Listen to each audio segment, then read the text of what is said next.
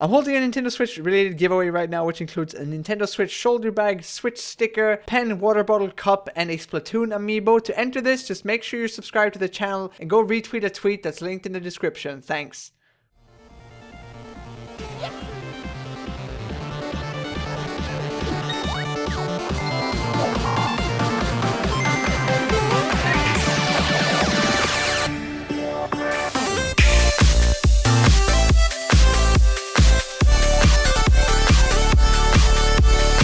How's it going, cool people? I'm Gehab and welcome to my hands-on review of the Nintendo Switch.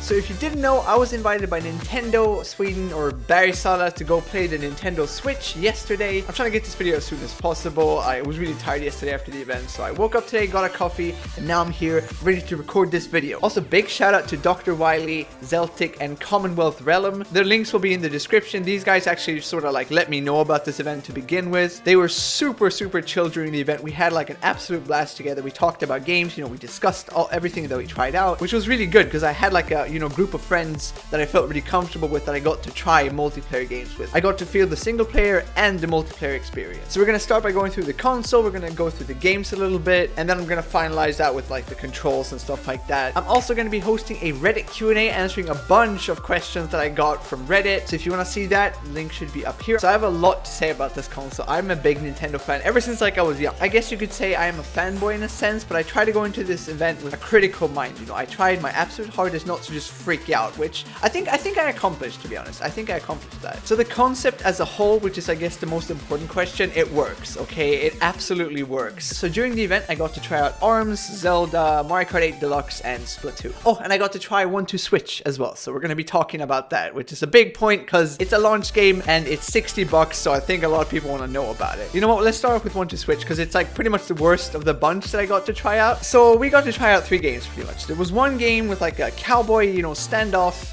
which was probably the best one, and it was a lot of fun. You sort of point down the controller and then it's like draw, and you draw it, and on the screen right now you should see some footage of me and my dad playing it. So dad have revealed for the channel, but it's a fun little mini game. After that there was a like ball game. This was the most interesting one for sure. You basically had your controller, you could shake it, you could tilt it, turn it, whatever you wanted to do, and you could pretty much like feel the balls inside the controllers. They have this HD rumble feature, which again, I'm gonna touch on this a little bit later. But then there was the milking game. Okay, this thing is a meme. Okay, what you're supposed to do is like, I kid you not, you're supposed to like go up and down with the Switch controller like this, and you're supposed to milk a cow. The problem with this game was that like I'm a hardcore gamer. Okay, I've been playing games since I was like 3 years old. I'm 19 now, so that's a lot of years. This game did not click with me. I did not understand the controls for it. Yet it's just 2 buttons you're supposed to press, and you're supposed to sort of get some sort of rhythm with this. Maybe I'm stupid. I don't know. I could not get the rhythm right for this. The only way I could see the milking game being fun is if you play it in like a really awkward way. Me and Zeltic did like a really awkward like stare off while like milking this cow, and it was fun, but I just could not see myself playing that. I could definitely see this like, you take this 1-2-Switch to like a party or something, and people play, whoever loses gets to take a shot or something. Stuff like that could be fun, but I cannot see this game being priced for, I know it's between 50 and 60, but I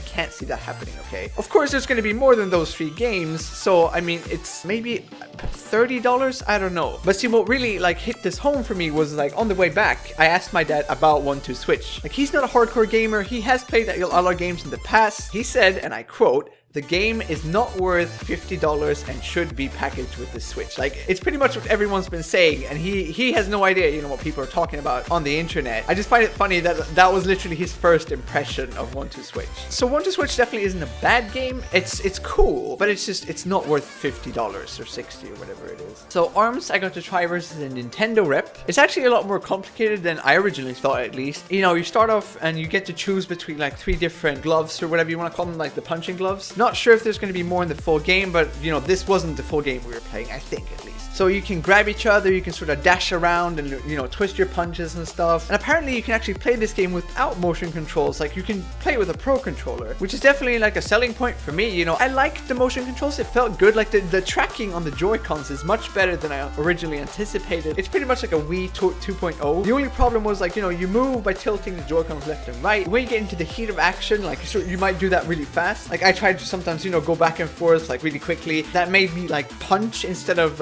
you know, going back and forth. So that was like my only concern with it. The motion controls felt a bit too sensitive. Maybe you can adjust it in some sort of options menu in the full game. We couldn't do that in the demo, but I liked it. It was good fun versus the Nintendo rep. And, you know, hopefully this game has some sort of single player. One of my friends there brought up like a really good point that it should have, like it needs some sort of tournament mode or something like that. Overall impressions, it was good fun, and I'll definitely be picking this one up because it's an original title and I'd like to see where it goes. Next up is Splatoon 2, which was actually the most surprising game for me at least. So this is the demo version of the game. We got to try out one map with 4 different weapons, one of them being, you know, the new like dual splat guns. I have Splatoon 1 on my Wii U. I never really got into it. It's a fun game, but I just didn't get into it. This one though, it felt different. Like it's not, you know, they still had the core gameplay and everything, but it was something with the new controls and everything. I got to play it with a pro controller and I got to play it undocked on the Switch. And let me tell you, my favorite way of playing this was definitely undocked on the Switch. Like it is so nice to be able to just move the thing around, and I can imagine how nice it's going to feel at home. Because for us, the Switch thing sort of had this metal thing protecting, you know, anyone from stealing it, so we couldn't fully move it around, but just it felt great. The gyro controls are excellent, and me, Zeltic, and Dr. Wily had like a team going with another Nintendo rep, and we absolutely destroyed the enemy team. What I played was really fun. Like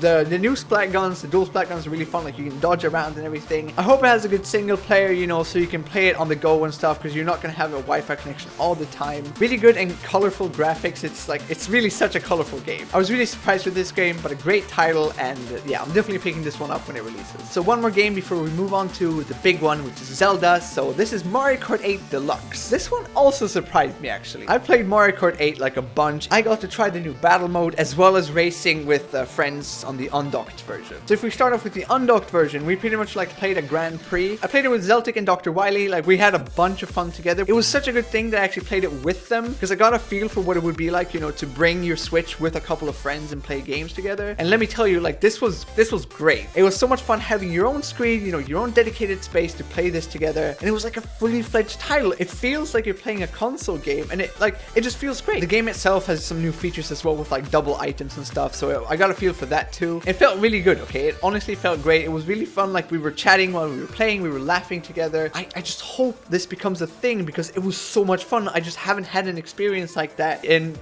a long time. You don't really get that with people anymore, and I just love that the Switch is like, you take a whole console game with you. Moving on to battle mode, this was also a lot of fun. I sadly didn't get to play like the normal battle mode, you know, with all the items. I got to play like a bomb version, whatever it's called. You only threw bombs at each other, and it was on a new stage. It was like a ghost house. There's sadly no new racing stages, but the battle mode stages were a lot of fun. I'm so happy they're bringing this back to Mario Kart 8. This was not present in the Wii U version, but thankfully it's in the Switch version. Again, the impressions for that were great. So much fun. Overall impressions, I'm definitely picking this one up because it does feel fresh, and oh my god, it looks so much better than the Wii U version. The resolution has been bumped up from 720p to 1080p, and I don't know, it just makes all the difference. Battle mode is a great addition, and the multiplayer, like what I played with Zeltic and Dr. Wily, has such high potential. So the big one, Legend of Zelda. I only got to play this one for 40 minutes, which, I mean, it was more than any other game that I played. 40 minutes is a lot. Anyway, I basically got to play the intro of the game. You know, you wake up, you go outside, and you have a very small space to explore. And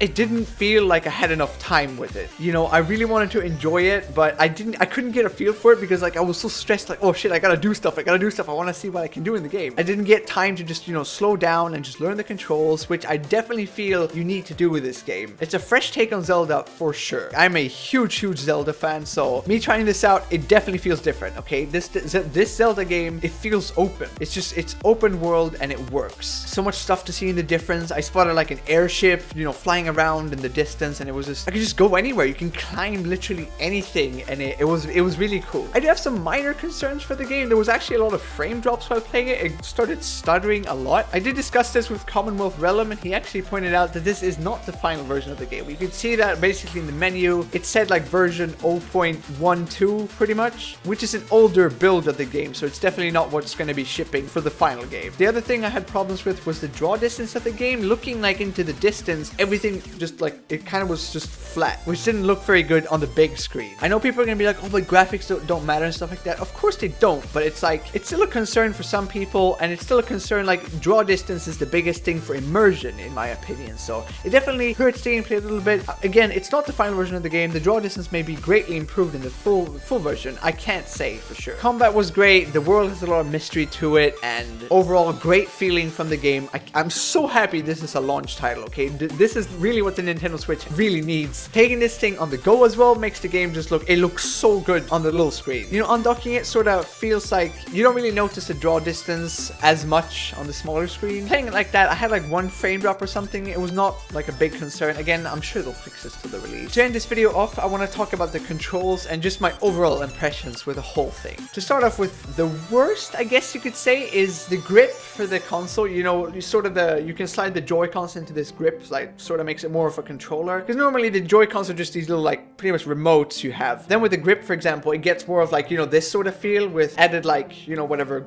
grips basically. This felt good in the hands, but my issue was more with the control sticks. Since this is going to be, you know, on the go as well, they can't have fully fledged control sticks. Like, let's compare with the PS4 controller, for example, just so I can explain it easier here. Look at like, you know, when I move this, there's a lot of like room to sort of make like minor movements if I'm playing like a first-person shooter or something. With the Switch, like it was more contained. It was more like tight, not in the best way, but again, it is for the go, so they can't have like fully fledged control sticks. The buttons felt good though. The triggers felt good. Sadly, they're not analog triggers, so they're not like the PS4 again, you know, like with the like mushy triggers. They're just buttons. Again, I understand this since you're taking the console on the go as well. I still would have wished for analog triggers, but it's fine. This thing just felt good in your hands. It's not as good as the PS4 or Xbox One controller, in my opinion, like the grip thing. But let's get into the Pro Controller though. The Pro Controller fixes all of these issues. Every single one of the issues I just mentioned, the Pro Controller fixes them. Oh, except for the analog triggers. The Pro Controller still doesn't have those. I tried to take some close-up pictures of the Pro Controller so you should be able to see it here, but the thing felt really good in your hands. I definitely say it's PS4, Xbox One controller, like comfiness level. It's more of just what you prefer, basically. Buttons are much more like mushy on the Pro Controller in a good way, like pretty much like the PS4, Xbox One controller. On the Switch thing, they're more just like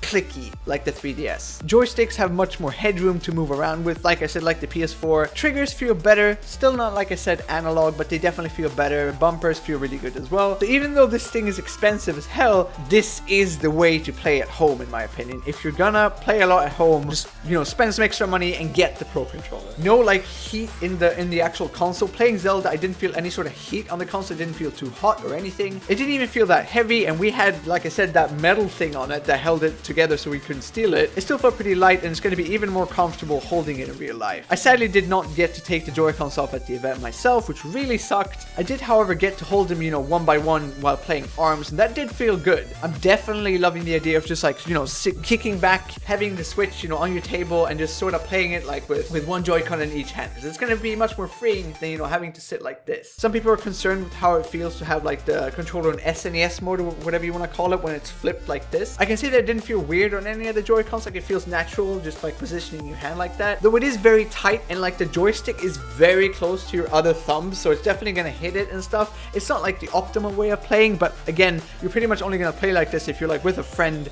on the go, and I'm sure people playing multiplayer like that are gonna enjoy it. HD Rumble feels absolutely amazing, much better than I originally anticipated. Like it actually works. You know, the whole ice cube thing, it works. Trying to guess the balls in 1-2-Switch was great, and I got it right most of the time, or at least, you know, in the ballpark. Motion tracking works really well. You don't need a tracker, and it tracks the thing properly. The only concerns I have for the Switch is it not being powerful enough. What I'm saying is that the PS4 and Xbox One are ahead of this console, which again isn't a problem. The only problem is third-party support. The Switch needs to be easy to develop for, and it needs to have enough power to be able to run the same like techniques that are being used for, you know, like let's say Assassin's Creed. If they bring out a new game with a little like a big crowds and stuff like that, the processors in the PS4 and Xbox Ones, they're going to be able to handle that, while the Switch may not. I don't know. So I hope it's powerful enough for this. If not, you know, I hope Nintendo can save it with their own games, because they play so well. The first party titles play super well